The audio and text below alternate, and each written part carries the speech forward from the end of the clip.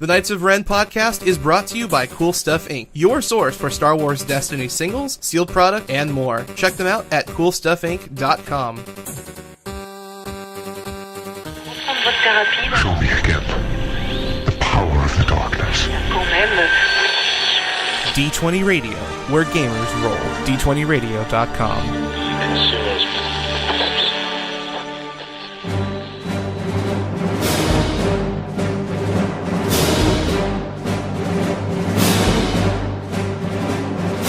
Welcome back, ladies and gentlemen, boys and girls, to the Knights of Ren, episode 302. With me this week are Rick and Jay. Jay, you took a store championship, so how are you guys feeling today?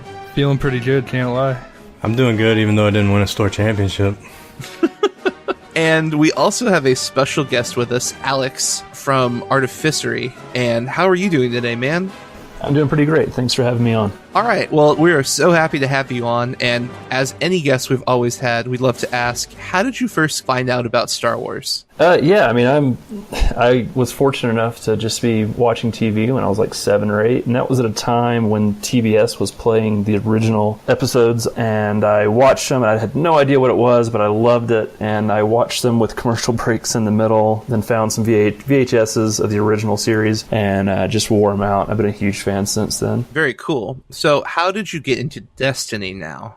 All right, so my gaming background, I played Magic the Gathering fairly competitively. I was on the Star City Games tour and did a few pro tours and got a little burnt out on it. And then one of my Magic buddies, Duncan Howard, got me into X-Wing. I played that for a bit, and then I heard Destiny was coming out, and I've been playing that almost exclusively since. All right, and then your claim to fame at this point is you were one of the creators of the Emo Kids deck, which, you know, Jay has been working with you on playtesting and building so far. So what was your first experience when you came up with the idea of Kylo and Vader? Well, actually, funny enough, I was working with Elrathian Olivier. He's another guy from Artificery. We were playing Vader FN because I think most people would agree that FN is one of the most undercosted cards ever printed. But we found that we were having a hard time with Poe Maz, and Red wasn't really bringing that much to the deck. So we teched in Kylo to try to have a better chance against Poe Maz, and it really worked well for us. When you're going through your gauntlet and you were trying to figure out where these two characters lie, what was it about Kylo that you felt gave him the edge you needed over the Poe Maz matchup instead of FN? The thing is, most Poe Maz decks are running very few zero-cost cards. So his special always hits for at least one, but when they're holding a grip with Falcons, with U-Wings, with thermal detonators, his special, the expected value on it is somewhere between 2.5 to 3.5 damage. It very rarely does less than that, and so it makes both of our characters a really big threat. And the other problem we ran into with FN is blue, red, gray doesn't have options for weapons that are really that standout. So we were having more luck with the holocron package and more removal. Especially in noticing how FN interacts with that deck. A lot of people asked me again and again, like, how are you not running FN? Like, that seems like your guy. And I will say, like, in casual games, like, I absolutely love that character, but he is a resource hog, and, like, getting him online doesn't always go as smoothly from game to game. So there's a lot of risk, and there's a lot of damage control that you have to assess when playing FN. If you equip a weapon and you roll a blank, and you don't have a way of fixing that, you've almost lost an action as opposed to gain one with his ability. And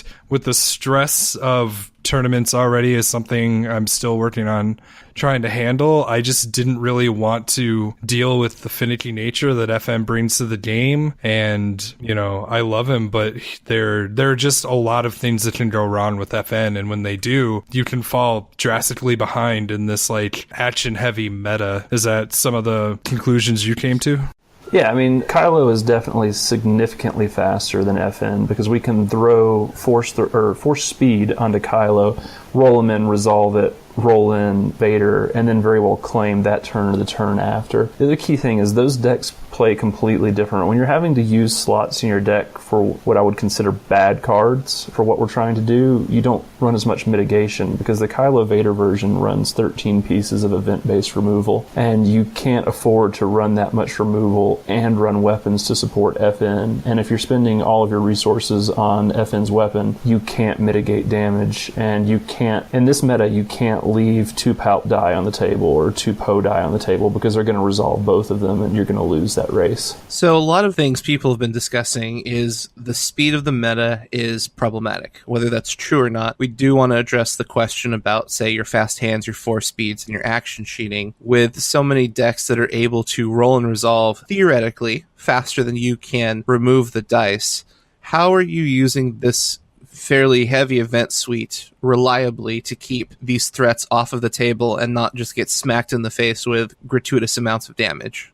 Well, it is a problem, and in Awakenings you could run Vader Raider and you could run a similar amount of removal and just get there based on that. My goal with this deck is to remove 1 die a turn. It's very outside of hit and run or hit and run plus fast hands, the Poe player is generally going to leave 1 die on the table every round, and I can take a thermal a turn, or I can take 4 damage a turn. Or with Palp, even if they have 4 speed, they're going to leave 1 die on the table for us to remove. So my goal every turn is to remove 1 character die and then deal as close to max damage with my character dice as I can. And anything else I get beyond that is just gravy. To add on to that, when you're facing these decks that are fairly speedy, how do you pick what your primary target is if they are able to roll and resolve things faster than you get to choose? So for example, you get hit with a hit and run, they roll out Poe, they roll out Maz, they resolve some dice. At that point, do you stick to keeping those removal cards in your hands, or are you going to be using those to reroll, or are you going to keep them for the next turn? Like, what's your thought process for removal, since in Awakenings it was pretty straightforward, a character would roll out, you would answer, and then keep playing the game. Now you kind of have to either strike a little bit early, or you have to make a decision pretty quickly if you're going to even use that piece of removal, or try and get rid of it for more options in the next turn.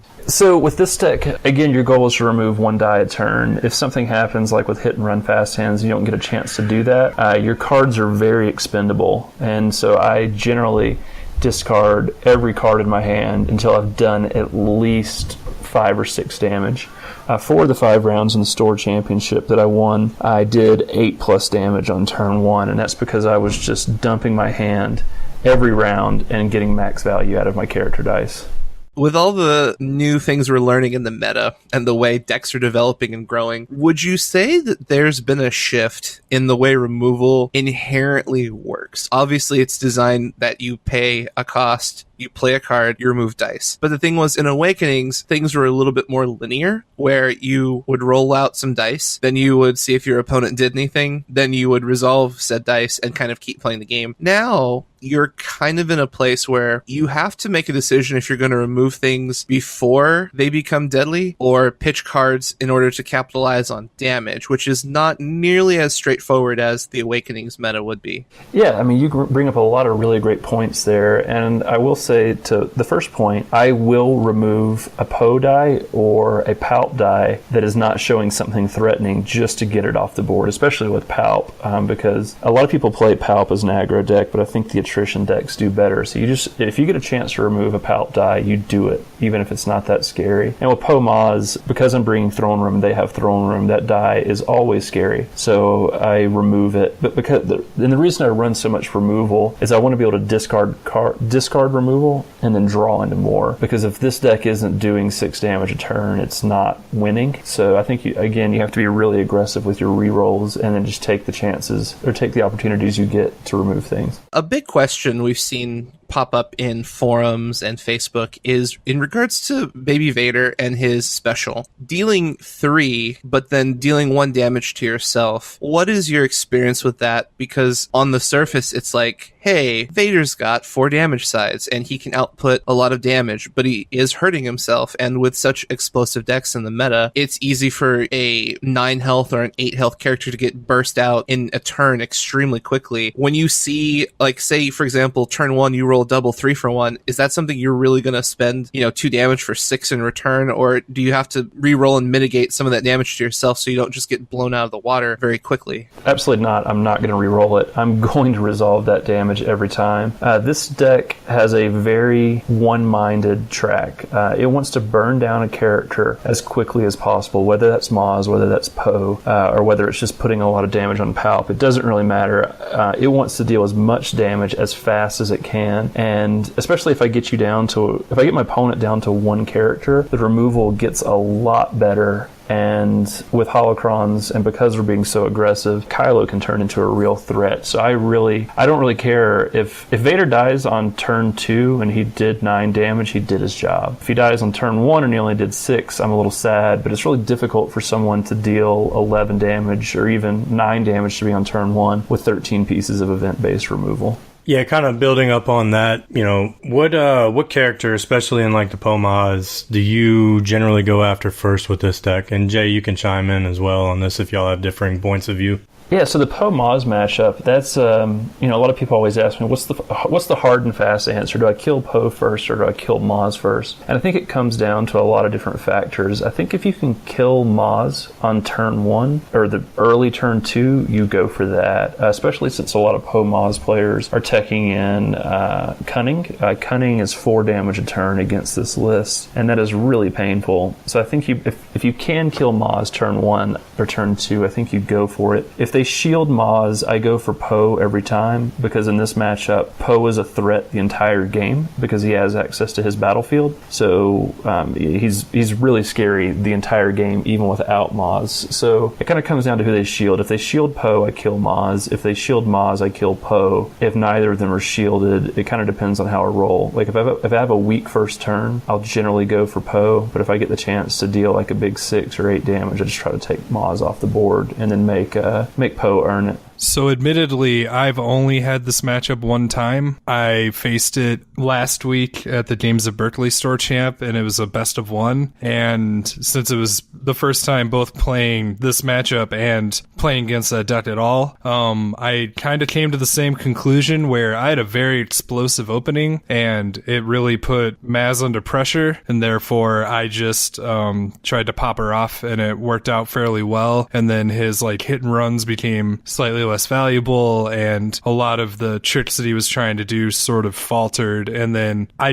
you could say I got a little lucky, but I resolved 2 Kylo specials, which, as mentioned, they have high expected value in this matchup, and I managed to fish his rocket launcher for both pulls, and that really just did a number and cascaded in my favor. In the future, though, it's one of those things where we're the damage rush deck. If you can kill the star of their deck, it's usually pretty easy to prey on their weaker guy. So obviously, if that appears to be a route you can take that isn't going to be drawn over an extra 2 turns, I'd say, then that's usually the goal. But if you're going to struggle, as Alex has pointed out, removing their die so that your removal becomes more impactful and they lose more out of it, if you can at least kill a target, there's definitely some value in that. So it largely depends on what you can accomplish turn 1. Now, you guys have been using the term expected value, and that comes from Magic, and I love it because that means a lot to me and a lot of Magic players. But can you elaborate quite a bit about what it means, and not only what it means in Magic terms, but what it means as a Destiny player when you're looking at the EV of your dice, you're looking at the EV of damage? It applies to multiple things, even though it's just a single phrase. I learned EV just as a term for dice. So when you're just looking at your ability to get certain results, a very easy one, and one of the things that's super appealing about, young Vader, SOR Vader, whatever you want to call him, is that he has an EV of 2 damage. He has a 2 damage side, he has 2 3 damage sides. Granted, one requires a resource, but 50% of the time you can expect a 2 damage coming off of him, which is a lot. Argumentatively, when you look at a Vader die, he has that crushing 3 side and that 2 side, but his EV is actually closer to 1.5. There's chances you have less than 50% chance to roll damage at all. I'm not saying young Vader is, categorically better than Big Vader. He has Force Strike, and there's other advantages to just having natural damage sides to pay sides. But when talking about EV, it stands for expectant value or expected value, depending on who you talk to. And it just refers to when you take an action, it's basically like, how are you evaluating your odds that the outcome is favorable? And that's actually one of the hardest things of playing Kylo is once your opponent's down to 2 or 3 cards in their hand, you have to ask yourself, like, have they, fixed their hand, so to speak, so that you're only going to see bait and switches, he doesn't like you, doubts, all these zero-cost cards that net you no value, and maybe, you have to check their discard. Have they discarded their, fatter targets for you that maybe Kylo Special isn't worth resolving, and maybe you want to re-roll him to any of his other sides?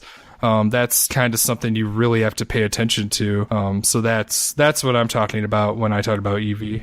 Yeah, I think you hit the nail on the head. One of the key things I'd say is that you can't afford for your Vader to only do 2 damage a turn. Every card in this deck is disposable except for maybe Force Speed and Holocron. I will pitch every card from my hand, even No Mercies, even Vibroblades, to get more damage out of Vader. Because he, like you said, he does have an expected value of 2, and I will reroll until he hits at least 5 damage a turn. Looking through y'all's deck list, both of y'all chose to use Emperor's Throne Room. Was there any talk in the testing and building of this deck of maybe switching that out for possibly like a Rebel War Room to be able to more consistently get off the pay sides on Kylo and Baby Vader? Early in the discussions, we were running Rebel War Room, especially with FN, because FN, has his pay sides as well, and the special wasn't as quite as big of an impact. But what we found was that this battlefield scares our opponents, and they'll claim early, and that gives us more chances to reroll without having to play around mitigation, and lets us get even more damage in than if we had just claimed and done the 3. I also like the Throne Room because it gives you some auto win conditions with like Mind Probe or Force Throw. Like if you have Force Throw out or if you have Mind Probe out, you can just roll in and claim, and that forces your opponent into a lot of suboptimal plays because they're scared of your battlefield. And also, I really just like to see shields on Vader. Like obviously Throne Room is nice to have, but I'd rather have shields on Vader than have my battlefield. So yeah, when you're talking about the Emperor's Throne Room as well, like you have to think of your matchups, and when you're up against Poe Maz, they're trying to bring it anyway, so you might as well meet them head on. You get some equally value options and abilities, and again, like I also played around the fact that if my opponent was willing to try and get a cheeky play claiming early, that gave me the freedom to set up, roll out, drop some of the cards I've been hanging on to. Also, if your opponent's playing around it, you can switch to a more aggressive control style and just focus on the dice that are going to net them the least benefit from claiming. And again, you have a lot of powerhouse plays and abilities just built into your characters, and you have 4 options just by putting the team down to make use of it, while other decks usually have less. I actually really like it in the Palpatine matchup. It makes him really scared on your ability to, as you said, like roll out and sometimes even claim for those clinching hits from Mind Probe, or just being able to sneak in like 3 guaranteed damage or do nasty things with Kylo. Palp has some ways of taking advantage of it, but not really. So in the 2 matchups that everyone's talking about, I actually think it for the most part helps you. So I like to play a lot of choke decks and mess with your resources, and something we've all known about this deck is your resources are pretty starved. You don't create a lot, and there are points where you have to spend a lot in order to deal damage or deal damage plus play removal spells. How do you deal with, say, an eUnkar deck or a choke deck, specifically in the fact that they're going to very easily eat your resources?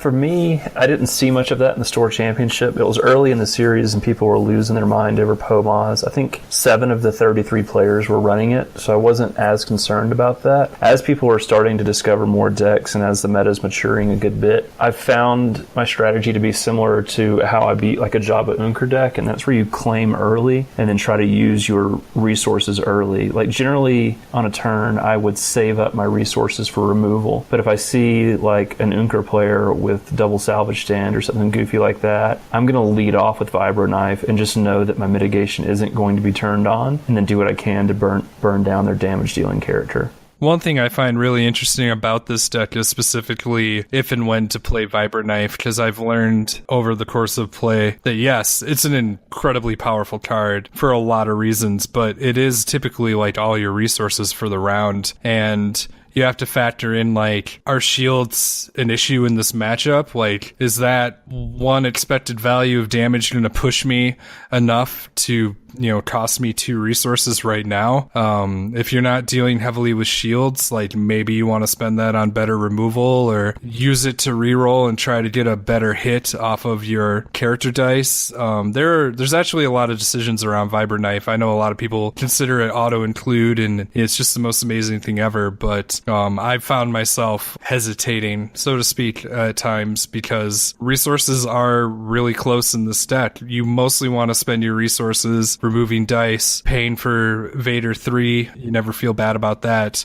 You never really want to spend it to hard cast an ability unless you're flush or, you know, I mean, situations happen and you have to be adaptable. But like yesterday, like, I was rolling pay sides over and over and over again, and I just made the decision to just constantly hang on to money and use it as it came. But obviously, in a matchup against, say, eUnkar, where if my resources are in trouble, this is a resource-tight list. Hopefully, Holocron and, you know, the things that you're doing could keep it going. And if you need to spend your resources in a pinch for your own gain, ideally, you can make it difficult for them by, I mean, again, I don't have much, I haven't actually ran into a salvage stand with this list yet, and I could see it being troublesome, but I do think there are enough ways for this deck to get around it.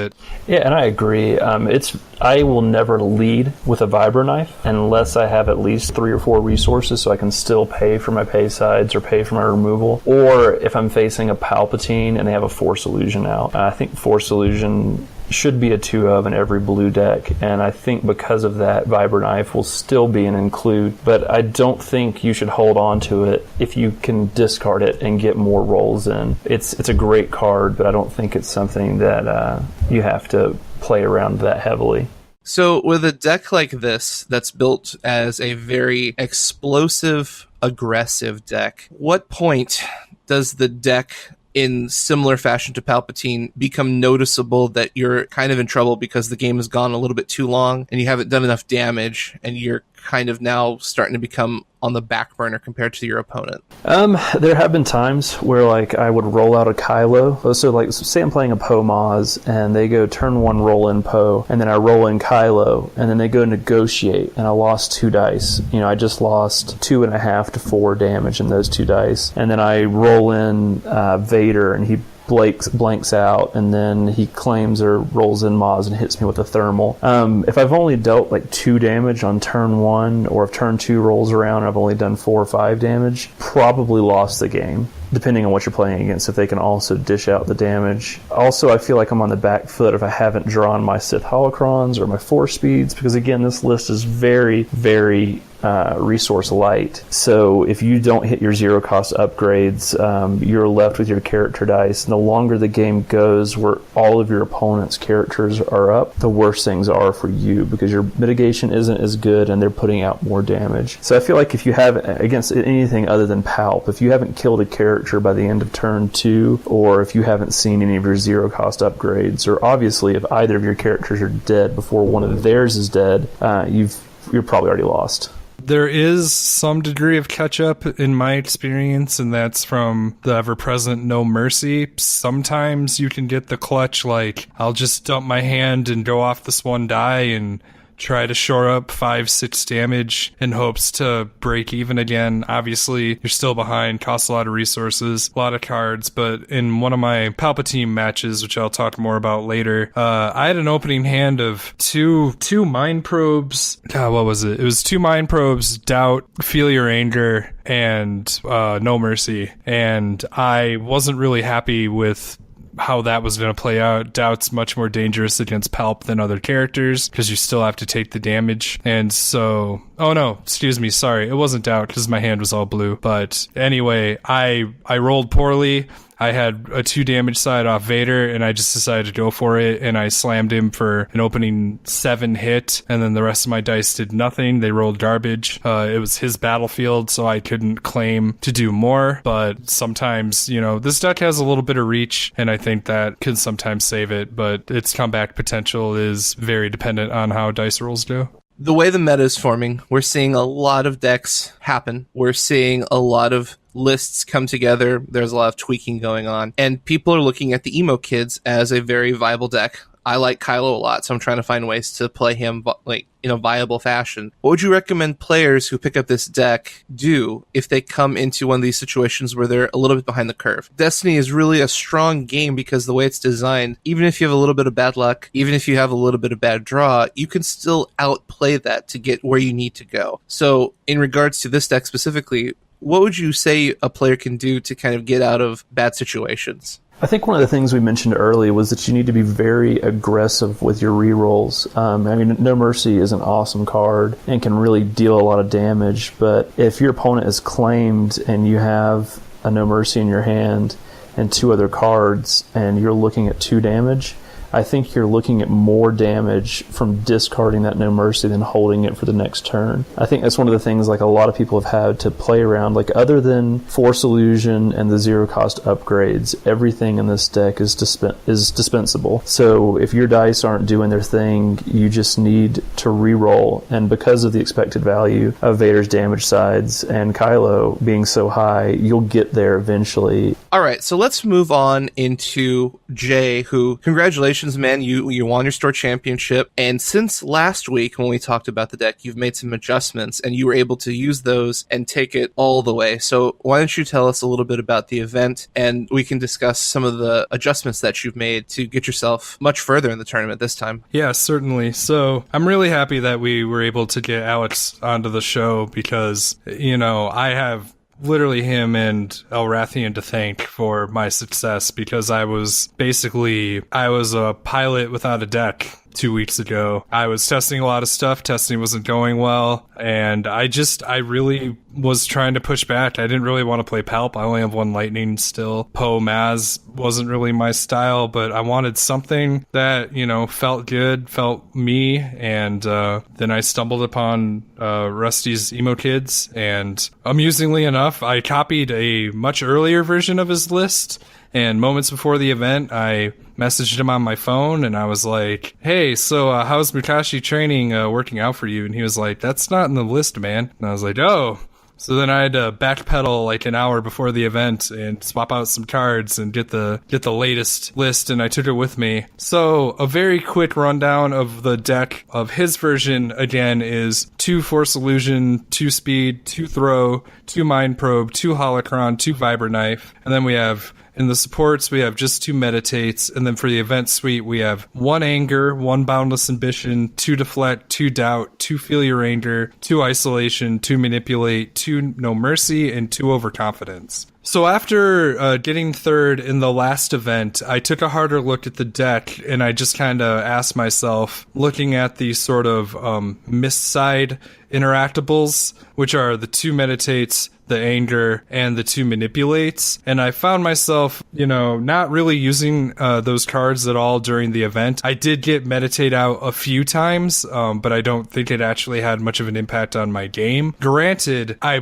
played this deck blind, and I played some of these matchups blind, and there was a lot of sort of figuring out some of the strategy and the ideas to the deck on the fly. For all those that think that aggro decks are mindless, you're crazy. It's a different type of amount of decisions you have to make, but to me, there's a lot of pressure on making the right ones early, or you'll just cascade into a much harder to pull back from game. Based on my personal tastes, I decided I wanted to try 5 different cards. Those 5 cards ended up being in instead of the manipulate, 2 enrages. Instead of the 2 meditates, I put in 2 lightsaber throws, and instead of anger, I put in a Kylo's lightsaber. The reasons for these are, the first thing I don't want you to think is that I want to create some sort of magical first turn enrage Kylo lightsaber turn, because that's terrible. Just as Alex has pointed out, like, dropping a vibra knife and wasting all your resources is a quick way to die playing this deck. But my thought process on it was having more plan B options, so to speak. I like enrage because in the first 2 turns, sometimes you roll those pay sides and your opponent makes play value judgments based on the amount of resources you're showing, and enrage can sneak a resource in and swing you for another 3 damage or even 2 damage in some cases. It definitely helps fix. It definitely opens up some removal options again. It's just very, very flexible, but it's not necessarily something I'm always trying to do. I throw it back from my mulligans. Again, it's something that's like nice to have but not need to have, but there are situations where I'm totally willing to put 1 damage on myself if I can get a reach of 2. As far as things like lightsaber throw goes, that change was for, there are a lot of situations where you're just staring at Kylo, and against decks where his special isn't as strong, I wanted more opportunities to deal damage with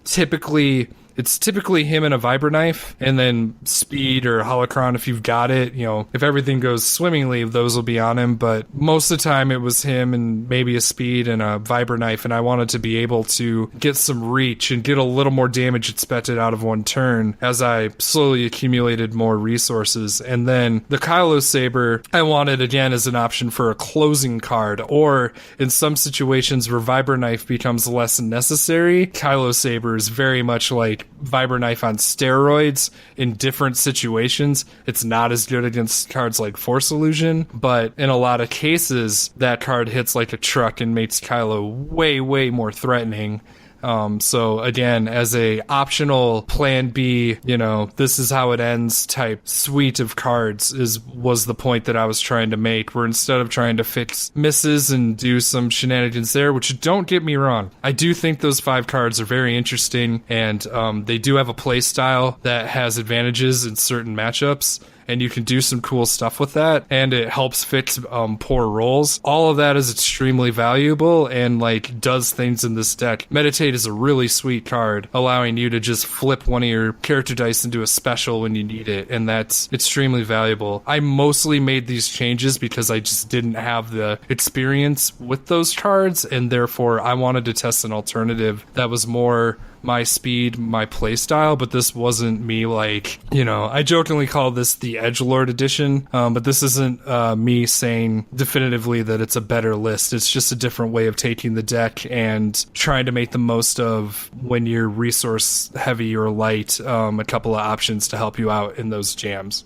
No, I really like a lot of those changes you made. I do think the Meditate Anger package, I only got to resolve Anger, I think, twice in the 9 games I played at the Store Championship. So I think it's perfectly reasonable to cut it. I liked it because it was 0 cost removal, but it is difficult to trigger. Meditate was something I wasn't sold on. Elrathian sold me on it, and I think I did 9 damage off Meditate throughout no, definitely more than that. I played it 3 times and did a good bit of damage off of it, but I don't think cutting it is categorically wrong. And I do think that Saber Throw is a really cool addition if you're also running Enrage. Awesome. So then moving forward, yesterday we had an event at Eudaimonia, which is my stomping grounds. I ran the event. Unfortunately, though, we had a lot of competition in the local area. There was another Store Champs and there was another regular Kit 2 tournament. And so while we had 29 competitors at Games at Berkeley last week, we only managed to get 13 for our event, which, if you know the breakdown, which we'll actually talk a little bit more later, typically there would be only 4 rounds, best of 1, no cut.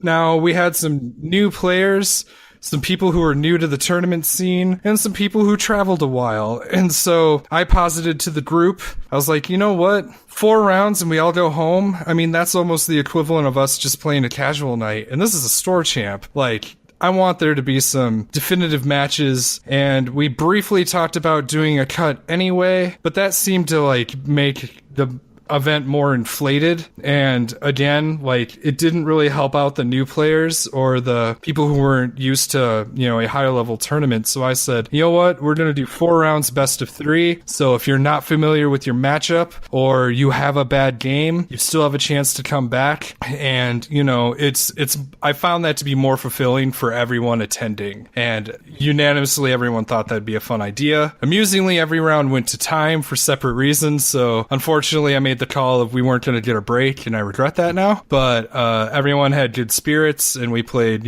4 awesome 90-minute rounds of Destiny, and it was awesome. As per tradition, I can almost say I got the bye in the first round. I always get buys. I don't know what it is about me, but that's mostly my experience in larger events. So I had the first round bye. As far as some of the breakdowns of the rest of the competitors, we did not have a Poe Maz. We definitely had 2 Palps, 2 Vader Raiders, 2 Qui-Gon Reys, and then a smattering of other lists. We had like an Aurra Sing Death Trooper. We had another emo kids, but it wasn't similar to either of the lists mentioned. Some of the competitors had come in and they only had set 2 cards and maybe like some starter cards, but nothing from Awakenings, and that definitely affected, their ability and their removal options. And, I will say this, everyone played really hard. Everyone had a really good time. But so as far as round 1, it was a bye. Obviously, I took it. Moving into round 2, I played against my friend Matthew, who was playing a Qui-Gon Rey deck. Unfortunately, my deck was pretty much on set to kill because game 1, I got both of my Vibra Knives, and I just chewed that Qui-Gon apart before he could really get established, and he sort of imploded from there. And then into game 2, I did a nasty no mercy on Rey as he was trying to build her up first. Going into the second round, he dropped most of his options on her very early, and I just opened turn 2 by blowing her away, and he didn't have any upgrades on Qui-Gon, and he had only managed to do, I think, 4 damage to me total, and it just didn't go well for him. My deck did what it was set out to do. He had never played against it before, and that was that. Going into game 3, I played against a gentleman named Sam who was rocking a Palpatine deck, and so I definitely mulliganed heavily for Deflects and Force Illusion. Force Illusion has so much reach against Palpatine, it's sick, because he doesn't have the Vibra Knife option. Or as I joke, as everyone's afraid of Vibra Knife, but you can't play Vibra Knife in Poe and Palpatine, if you're seeing those in Vibra Knives in Poe and Palpatine, maybe that's as scary as it gets. Yeah, I managed to get my deflects. I managed to, every single turn, remove one of his character dice one way or another, and he struggled to get a foothold. As I said in one game, I again just opened with a no mercy. I just didn't have a hand I liked and figured I rolled a 2 damage side and I smashed him, and then I had rolled the special side on my other Vader die, and he doubted it, and I rolled the 2 damage side, so that was a free hit. So we went into that round. He was already taking half of his health and damage, and yeah, he struggled. Again, this removal suite is geared towards dealing with Palpatine, and it's one of the things I really like about this deck. And then in the last round, it was against my friend Nick, who was running Vader Raider, and he had played very, very well that day. He had just as polished of a Vader Raider as, the rest of the Vader Raiders that all stomp around here, and he was having a good one. He beat Matt Dokos. Matt Dokos is one of the guys who's only played Vader Raider, so to, take down one of the guys who has the most comfort and familiarity with the list, I was definitely, part of me was happy because I didn't have to play Matt at the end, but I was equally as afraid of Nick if he was having a good day. He started out strong. He was rolling 3s on his Tusken Raider and on Vader. Naturally, like he was being paid for it. Luckily, I got some good illusions in. I had a really nasty, I rolled out Kylo with the Holocron. Special came up. He didn't do anything about it. He rolled out Vader with the 3 damage side and the +2 on the Vibra Knife, and I resolved the Holocron, dropped down the Force Throw, rolled the throw, got the special, threw the 3 in his face, and he never rolled rolled anything to get that +2 off of on that vibra knife. And it was just little plays like that that led me to swing it back into my favor. Being able to abuse the battlefield definitely affected the game that I had it, and then the game that it didn't. Again, I think our final match, I played both No Mercies for full effect to just chew down Vader and to just forget everything else I had brought, and it made all the difference. So, did you feel that the 2 out of 3 for the entire tournament really changed a lot? Did the people enjoy it? Did it seem like that I'll say that a lot of my experience with the best 2 out of 3 in Destiny, the person that wins game 1 generally wins the match anyway. Did you see that come up in this full tournament of best 2 out of 3?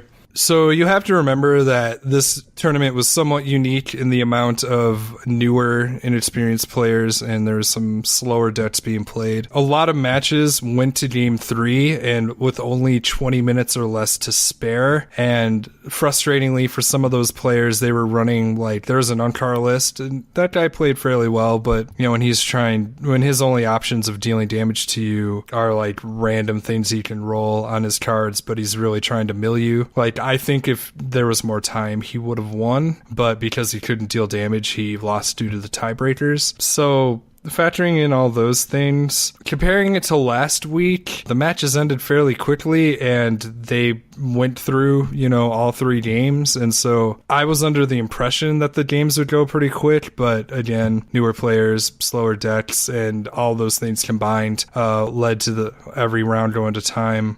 I will say some of it was a factor of some players just didn't really know how to play towards a tiebreaker. I mean, obviously, you're trying to deal as much damage as possible, but there are some decisions you have to make when you're running out of time of, like, do I go for removal or do I try to hit harder? You know, do I try to make this round match more, or do I try to get more money and go into the next round and, like, try to amp it up? There's a lot of playing around tiebreakers that I'm not confident that everyone is familiar with, at least to the extent at the highest level of competition, which I do believe is a factor when asking that question in general for, you know, the universal appeal of Destiny. I do think playing for tiebreakers is a skill, and it's definitely tricky, and I want to see more of it. I haven't experienced enough of it myself to give a much better answer, but I do think it's a factor.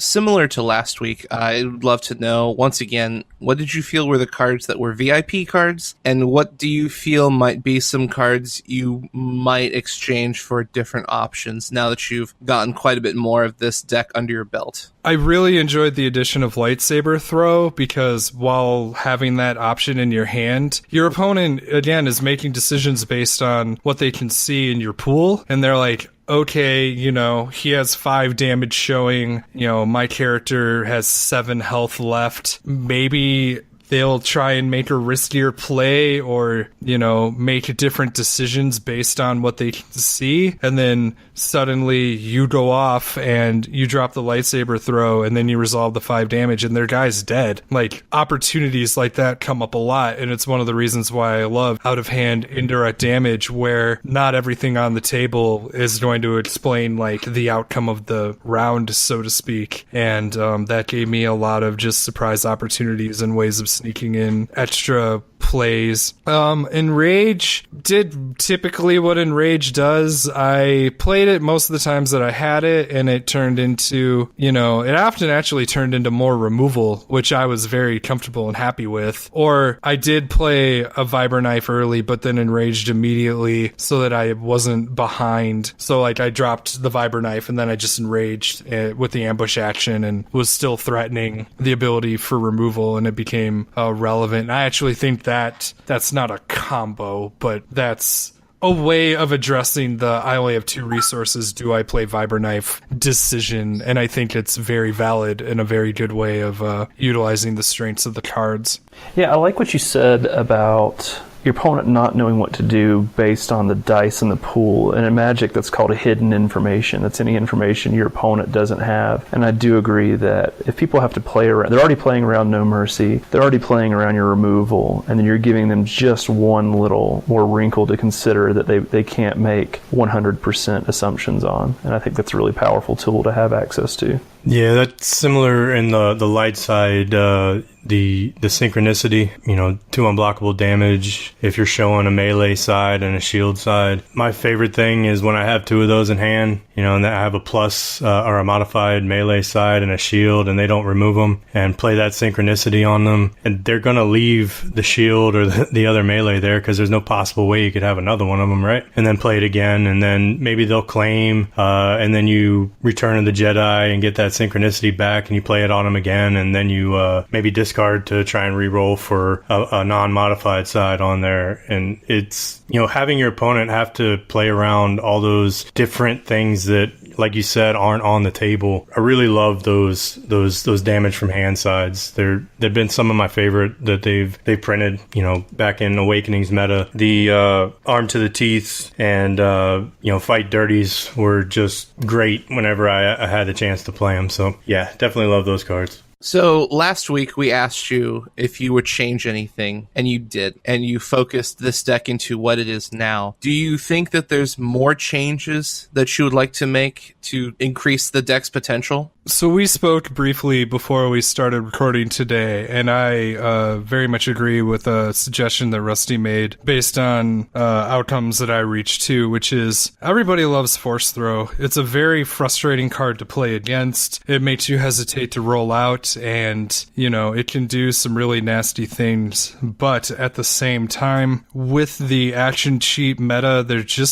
you lose a lot of opportunities to make Force Throw as impactful as it could be, and sometimes it just feels really awkward to play. And so we discussed the possibility of maybe considering Force Push. Force Push gives you some damage, some impactful discard, and the ability to manipulate more of their dice, which even, towards the end of the turn when they don't have as great dice that you would have maybe have wanted to have thrown, it still forces them to make different plays and to deal with the fact that you've manipulated some of their dice. And also, another thing that's nice about it is more of its sides are universally relevant. Force Throw, you want the special, or you're kind of frustrated.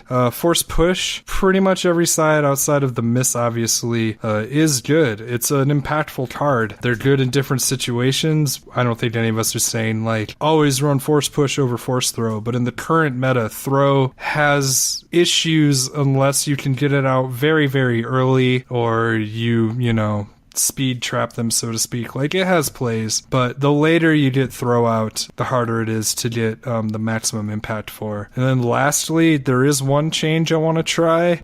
This one I'm not amazingly confident on, but I'm always struggling with Feel Your Anger. I will say at this event, I had an opportunity for a Feel Your Anger, and I whiffed it, and it almost cost me the finals, but I do actually want to try a Force Strike in this deck for its ability to, if I'm sitting on 2 resources and I want to smack them for a Vader 3, that is some reach. It also interacts with Kylo Saber. Sometimes I'm just looking for a melee side. There's a lot of places where I feel like another option for surprise damage could be valuable, but it is really, really awkward in this deck because you don't have the free 2 damage sides. Although Force Striking for 2 on the Vader dice isn't a terrible trade for how fast it is. It's obviously not as impactful as using it on Awakenings Vader. It is something I want to test, but I'm not super confident about. Yeah, I've got to say, I think you're crazy. Feel Your Anger is absolutely incredible, and I don't think I would ever cut that from one of my blue decks, especially with so many holocrons and force speeds floating around. But I do... Force Strike is really interesting. I like the reach it gives you, but I just don't find myself having 2 resources a turn to make it 3 damage. And at 2 damage, again, we mentioned that our expected value for Vader is 2. I'd rather just use that to re-roll them. And paying 2 damage, or paying 2 resources to do 2 damage with Kylo is not a very exciting prospect. But I do think it's worth testing and seeing what we can find. It's more in hopes of testing how it plays in a deck that's not running the traditional Vader that I want to explore. And, with having the store championship under my belt, I feel more free to, experiment and do weird stuff because I have my bye. But obviously, if I would recommend, if you were going to try either of our lists, to run them as they are, maybe try push. But this is much more in the realms of just, I want to explore more edge cases and things that I can do. But in a resource-starved deck as it is, it's probably not the right call, but I am curious. Now, you mentioned something called reach, and we've talked about that many times before, but I feel like this is probably a really good time to address what that term means. So can you explain what reach is and how it specifically works with this deck? Reach is a term meaning if everything goes according to plan, like if you rolled out well and things went favorably and, you know, nothing was mitigated, nothing was interrupted. Reach is basically like how much damage you could do in an ideal situation. And it's also your ability to deal damage, air quotes, surprisingly, are the two cases it's usually meant for, either reaching as far as you can or reaching using all of your resources to the best of their ability to hit surprisingly. Like, No Mercy is the absolute extension of a reach card, like maximizing out, you know, 4 cards on top of a damage side. You reach and hit them for, you know, in this deck, you can hit them for 7 if you're resource flush. But that's the most ideal circumstance. Hopefully I'm explaining this well enough. Yeah, I think you got it. It's a term that was generally used in Magic a lot. And in Magic, it was the idea that you would attack with characters, or to take that to Destiny, character dice. And then just another way you could get damage out of your deck, to get that last bit of damage to kind of reach towards lethal. And in this, it's reaching towards lethal on a character. So what does this deck provide that gives you that extra reach? Because once again, everyone's talking about Pomaz and Palpatine and a lot of these decks that are just really high burst damage. And a lot of that comes from you roll your dice, you resolve them, and try and get maximum numbers efficiency out of them. This is not that kind of aggro deck. You're rolling to get maximum efficiency, but you've also got a lot of other options and ways to get damage onto the table without having damage actually showing on your dice. So the aforementioned No Mercy and Lightsaber Throw are reach cards, and then the playstyle inherently being just understanding that pretty much every card in your deck is disposable and using those for rerolls because your character dice are so valuable and so potent. And also, if you have your battlefield, claiming and smacking them for 3 with Vader, that's another form of reach, just being able to go, just pull the trigger and slam someone for 3. Like, that's a very impactful play that you always have, like, in your pocket, so to speak, that can turn any Vader roll into a ton of damage or a kill. So those are all the traditional senses of how reach works. And again, that's why I brought up Force Strike as another reach option. Again, maybe not necessary, but that's all feeding into the same, like, here we go.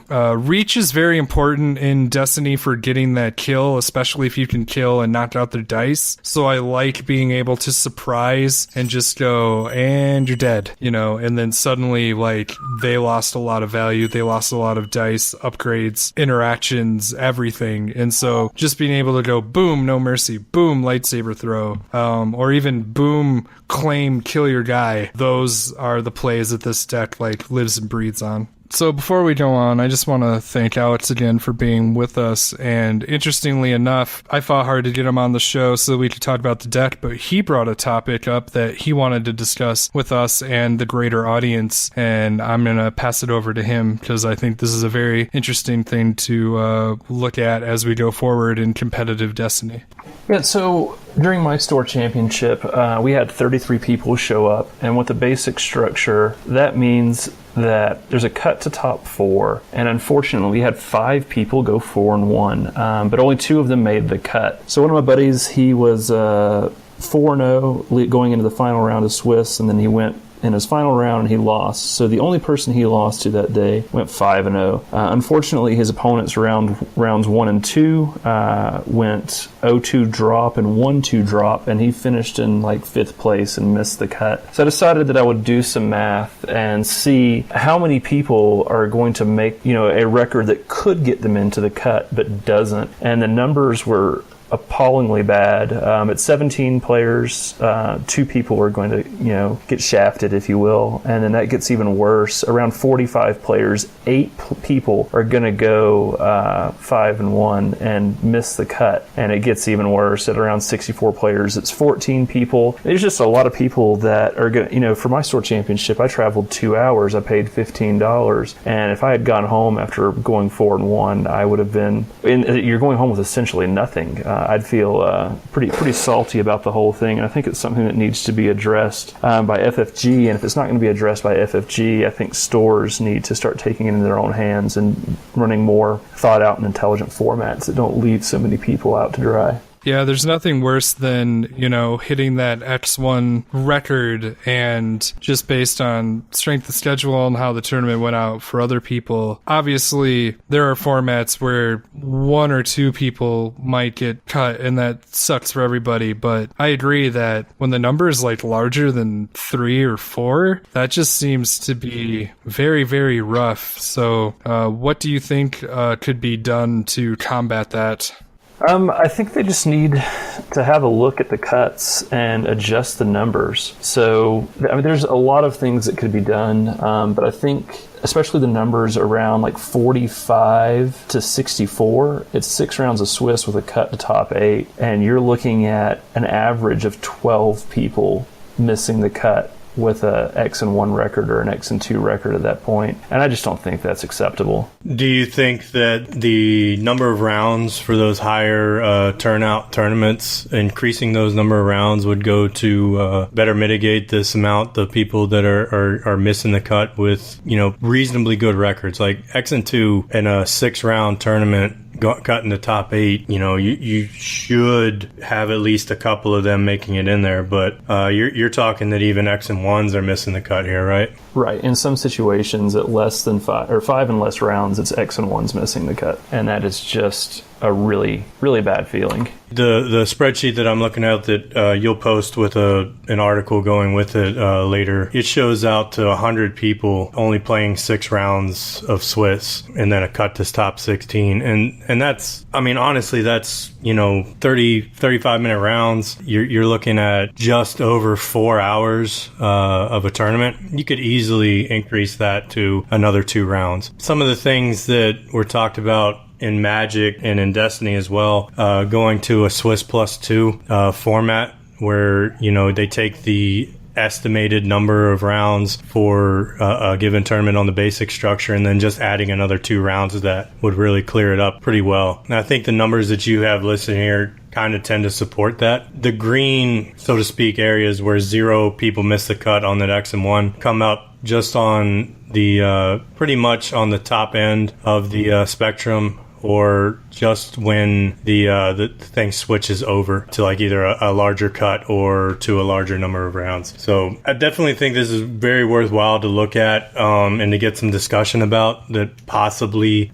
people at FFG Organized Play may be able to take a look at this and see, as long as we got supporting data, it's really hard to fight. It's one thing to say, that this tournament structure sucks, but when you start having supporting data to prove where problems lie within this structure, it really goes a long way to making some change. And since you've done so much math and homework on this, I'd love to hear your thoughts about not only strength of schedule, but players dropping, because if you've played a lot of Magic, once you've gone X and 2, you're kind of done. And unfortunately, if you get 2 losses right off the bat, you're probably not really interested in continuing playing, especially if it's a longer tournament. So if there's 6 or 8 rounds and you've lost your first 2, you're not really encouraged to play those extra 4 to 6 rounds. But if you drop, that really hurts the people who've beaten you and their strength of schedule. So do you have anything to say about that and maybe ways that can be improved? Because, your buddy kind of took a loss because of not only winning and then losing at a really inopportune moment, but because of what other people did that he can't control. Yeah, I come from a very competitive Magic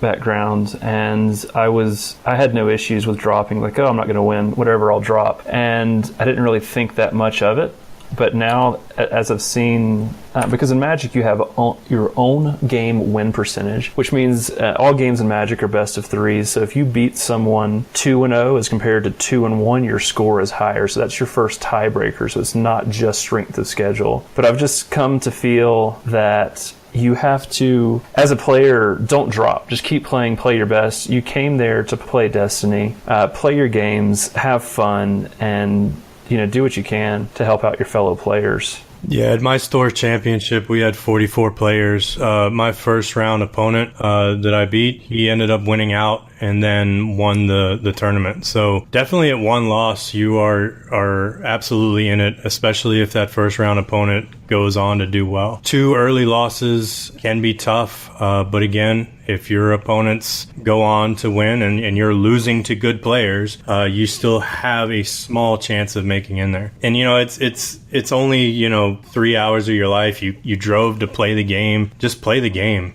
Don't screw over your opponents that happen to beat you by dropping. Yeah, and I really wish there was something we could do to fix that problem other than saying don't drop. I mean, it'd be really nice I would love to see Destiny be best of 3. Having a dice game be best of 1 is absolutely crazy, and I would love to see it be best of 3 for every round, but the pace of play is just not there to really support that. And also, not having a sideboard, putting it at a best of 3 would generally shorten the number of rounds that you would get, making it to the point where your bad matchups are going to be so much more bad for you. That's the one thing that I like about the single game rounds for Destiny as it stands, is that if you happen to run up against your worst matchup, if you're playing Pomaz and your worst matchup is the Emo Twins deck, which it is, you're hit that once early in your tournament, you're not going to be adversely affected as if you were to play 2 games against it, lose that match, and then have 1 or 2 less rounds to be able to make up for it.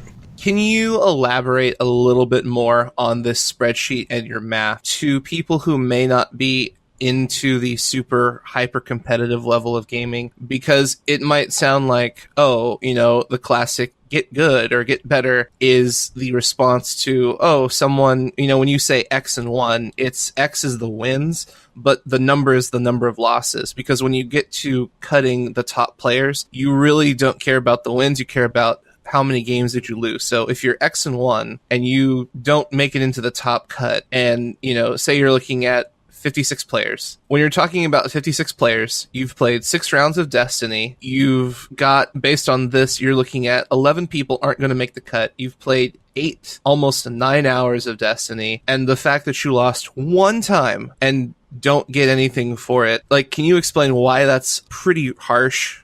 Yeah, I think it's pretty easy to see that if you only lose 1 game and 3 other people that only lost 1 game made the cut, it doesn't come down to how well you play, it comes down to how well your opponents played, and that's just not a very good feeling. I don't feel like I should miss the cut to a tournament because the guy I got randomly paired against round 1 didn't do well. That's just a bad feeling, and I'd rather it come down to more on player skill than on your opponent's skill or even luck.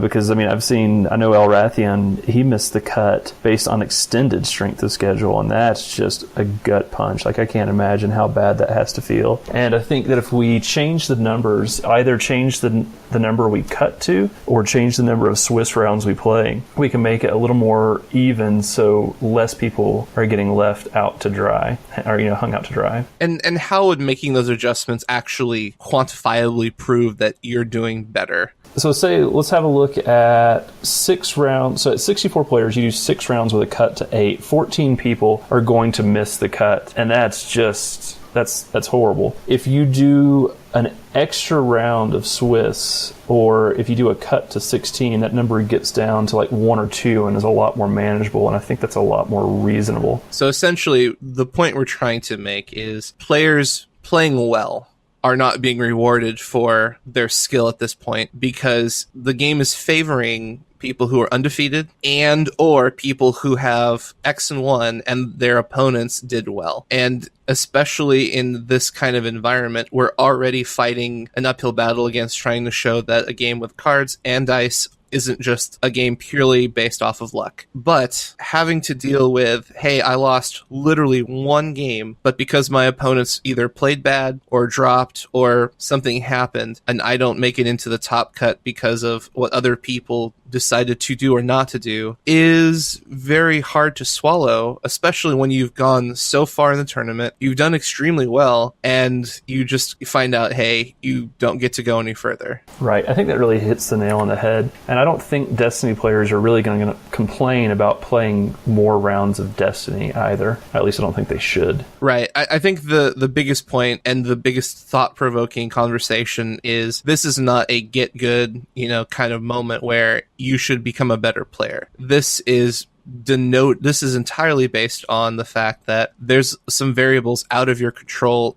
that are somehow impactfully affecting your tournament status. Sure, if you lost a game, you could say, get good. Whatever you want to do, I think that's not really relevant, because you've proven that if you've played 6 games and you've won 5 out of 6 games, you've done well, realistically. But the fact that you might not make it into the top 4, top 8 because of what someone else did, that's problematic, because you can't go over to those players and give them advice to improve their game or tell them what to do so that you can move forward in the cut. You're kind of stuck with whatever happened, and you have to suffer for that. Yeah, one last thing that I want to say about this, when you see this spreadsheet, take a quick look at the 65 to 76 number of player bracket here, and take a look at the disparity between the basic structure and the advanced structure. This 65 to 76 is where you're going to normally be in your regionals, where you're going to actually be using that advanced structure. And it is actually significantly worse to use that than it is to use the basic structure.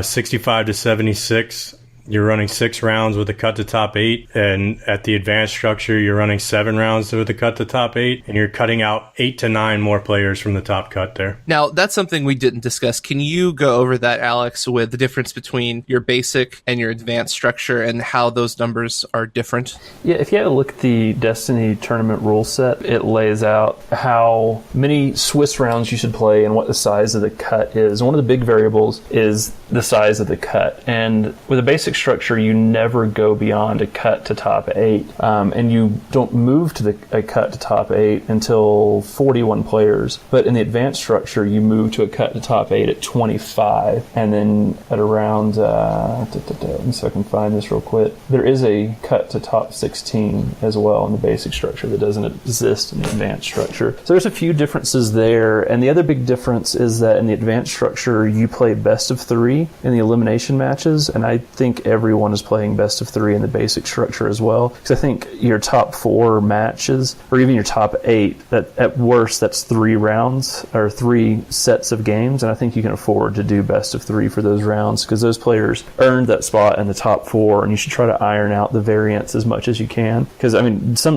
there's a lot of decks that exist out there that can just roll extraordinarily well and just win, and it'd be nice to make that best of 3 to kind of make it where the more consistent decks, the more consistent players have a better chance than a best of 1 scenario.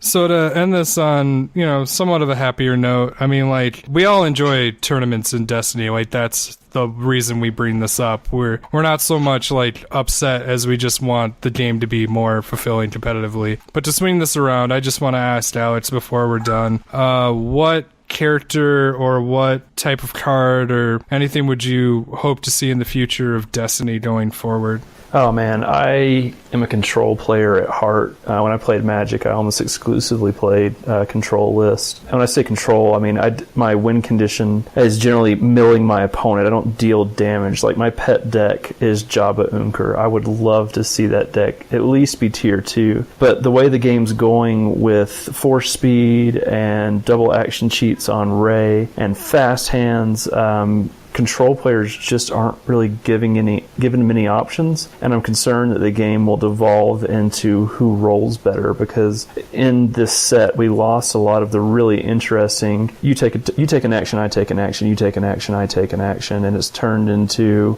I hit and run and then roll in, and I have a 72% chance of hitting one of my specials, and there's nothing you can do about it. And I think that if decks like that exist that are just so consistent, you're going to lose a lot of the interaction. So if I could play eJabba eUnkar, and because the way I run eJabba eUnkar, it doesn't have a single damage side in the deck, which was really funny when I was playing against a guy that rolled a Chewie special, and he looked at 6 upgrades and 2 characters and didn't see any damage. And I think it just makes another way to play the game that keeps things interesting and fresh instead of just rolling and hoping for a big roll. It's funny you say that because I actually play that deck and I've had a lot of success with it, but I did face a Chewie player and he did the same thing, and I was like, that's a nice blank you have there. And he just realized that Chewie was sitting on like a 2 blanks against my deck because there's no damage sides and there's no possible way he's ever going to resolve that. So he was like, I hate you right now, because he knew, especially in the turns where he would roll like double specials on Chewie, he'd have to pitch cards to reroll, but against a mill deck, that's like the worst thing you could possibly do. So he's just staring down this terrible consideration of, do I pitch a card to potentially get damage, but he knows I have removal, or does he just go somewhere else and do something else, knowing that he's sitting on double blanks and hope to win somewhere else because he just can't afford to discard cards. And I think that's a really funny thing that Destiny provides with the way you play the deck and the way you build the deck, is you can invalidate certain aspects of other people's decks. But I do agree it is problematic, because if everyone plays Pomaz, it's a fairly boring turn 1 and turn 2, because usually they mulligan themselves super duper hard to get a hit and run. And like you said, it's hit and run Poe, activate Maz, do some things, and then it's your turn, and you're kind of like, well, my removal is offline if you're playing eJabba eUnkar, because they've probably resolved all the things they want. If they do have any dice left, it's like, I guess I have to remove this die so I don't get killed this turn. So you've kind of been told what you're going to do for the turn, so you're not necessarily doing what you want, you're doing what you have to do to keep playing. And, you know, like you said in Awakenings, it was much more back and forth, and you can make impactful decisions. Now it's like, if I don't make this decision, I lose the game. So I don't find that to be nearly as much fun. Yeah, it's a really fun deck, and I think it has a lot of legs against a lot of things in the meta, but it just has such a hard time dealing with the consistency of the damage output on Pomaz. And Vibra Knife is also a huge problem, because you can't hide behind shields. And I don't want to talk about like nerfing cards this early in the meta, because I do think, especially looking at the European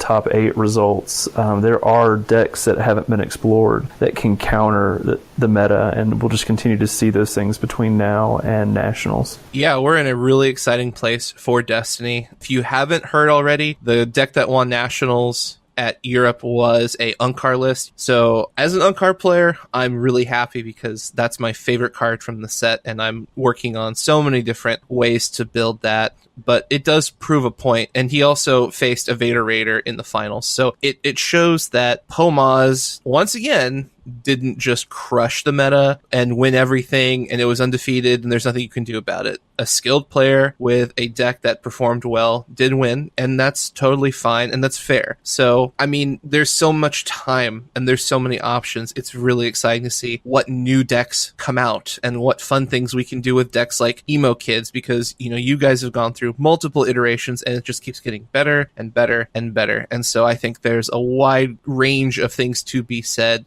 and to be played in the future of Destiny. So we're wrapping up the show. Once again, we would love to thank you, Alex, for coming on and being our guest and sharing just your wealth of information, not only about the mathematics of the game, but, you know, your knowledge from Magic the Gathering, as well as, you know, helping players to find ways to tweak their decks. And if they're interested in playing Emo Kids, you know, playing this version of, you know, what you built. So thank you very much. We really appreciate your time. Yeah, thanks for having me. It was a good time. I definitely want to do some shout outs to some other content creators. Not only was I able to secure the store championship yesterday, but also Jenna from Chance Cube, John Gobe from Starkiller Base, and Tiny Grimes from Smuggler's Den all took their store championships as well. And I just really think that's awesome that we were all able to represent, you know, our communities and you guys and everyone who listens to us. And it really means a lot that you give us so much and push us forward to want to make this content and, you know, play this game. And, you know,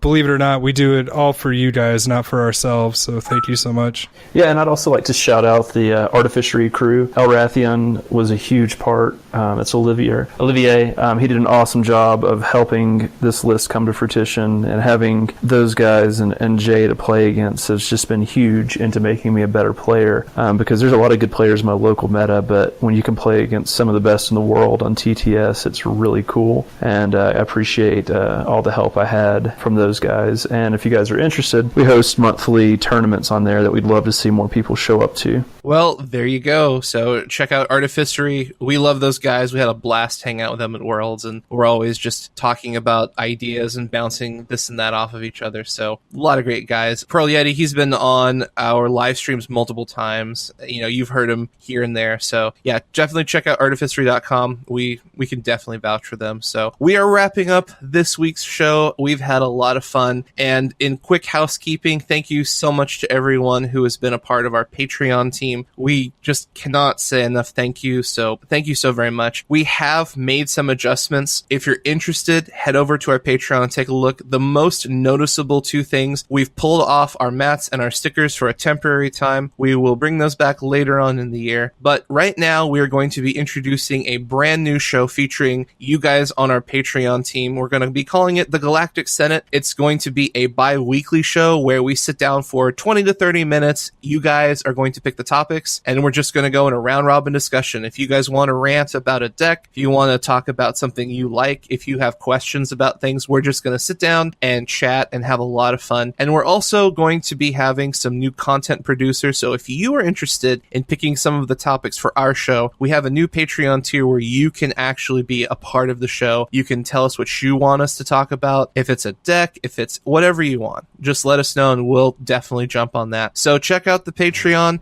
and we're going to be allocating those resources to help cover these events, most noticeably Gen Con and the Nova Open. Those are the two biggest events coming up. We've also got some smaller things going on around the state, so depending on how much we get, we can send, some of our affiliates to go cover, get interviews, media coverage, things of that nature. So once again, thank you everyone for listening. Big thank you to all of our audience and our Patreon supporters. We really, really thank you so very much. And with that being said, this is the end of the show, so we will see you next week, and may the Force be with you.